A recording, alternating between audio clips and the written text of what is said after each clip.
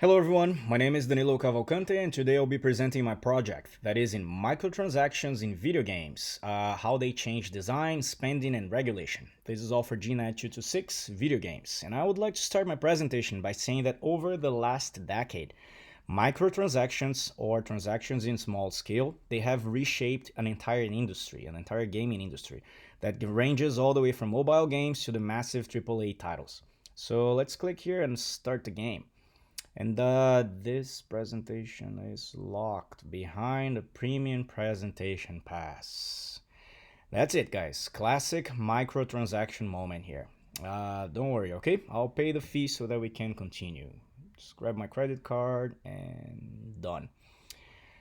Starting from the basics, microtransactions, guys, they are small in-game purchases. So things like loot boxes, so boxes with items that you can use to randomized items that you can use to enhance your character.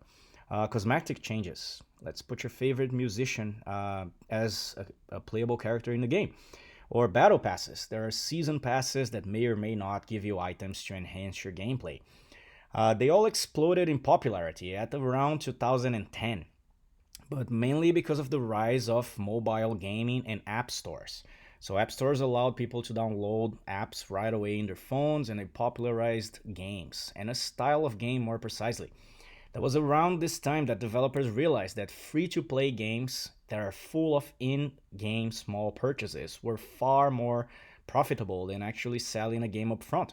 Angry Birds, for example, had small, minor in-game purchases, and that helped opening the door for games that are heavily influenced by in-game purchases like Clash of Clans, Candy Crush, and Farmville, just showing how profitable this model could be. But how much money are we talking about here? If you look at 2019 games company microtransaction earning graph that I showed here on the left, you're going to see that NetEase Games, they made $6 billion in 2019. And we're talking about free-to-play games. These are all transactions. This is all money made in-game. The majority of gaming revenue today actually comes from digital purchases and not actually the game sales. The free-to-play model, it removed barriers for players. The game is free. Just go ahead and play. But developers started leaning heavily on what's called the whale model. The whale because it's big, right? The small percentage of players who actually spend a lot of money in the game. A game could be free for millions of people, but if only 1 or 2% of this public spend money on the game, it is enough for the game to make to the company to make billions on the game. All of this has psychological impacts. So one of the biggest concerns today about games with microtransactions is how it affects the player psychologically. So loot boxes, for example, they use random rewards that feel a lot like gambling, that near miss effect, when you almost get that rare item. It keeps players chasing the next pin, purchasing more and more, and leads to impulse spending. This time you're gonna get it, so just keep purchasing it. Or you really need that item to pass that stage right now, so just buy it. Many studies actually show that a strong link. Players who buy a lot of loot boxes, they score significantly higher on both problem gaming and problem gambling skills, especially a vulnerable population that is the teenagers who are more vulnerable to randomized reward patterns. All of this triggered major ethical debates.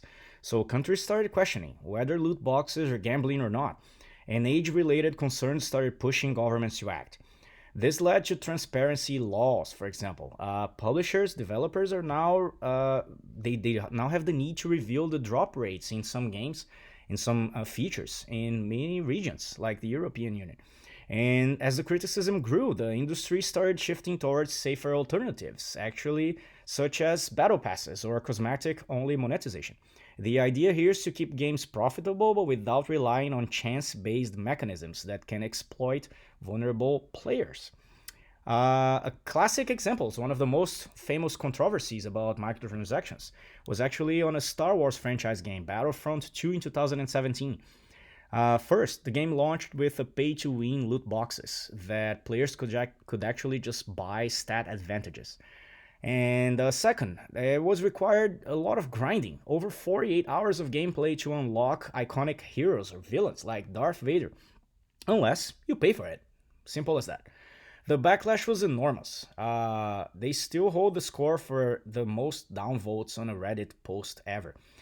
It was so big, the backlash was so big that it forced EA to remove the system entirely, and it just became a turning point in the global conversation about loot boxes. Other examples. This is not an isolated case. We have FIFA Ultimate Team, where the player can get randomized card packs that function almost exactly like loot boxes. You want to get a player, just keep buying card packs. Genshin Impact that uses a gacha model. Gacha are Japanese prize machines with random prizes, but they have extremely low drop rates, encouraging repeated spending. In Fortnite, that is probably the most ethical approach here. Uh, clear cosmetic changes in battle passes that offer actually no gameplay advantage, no gameplay power.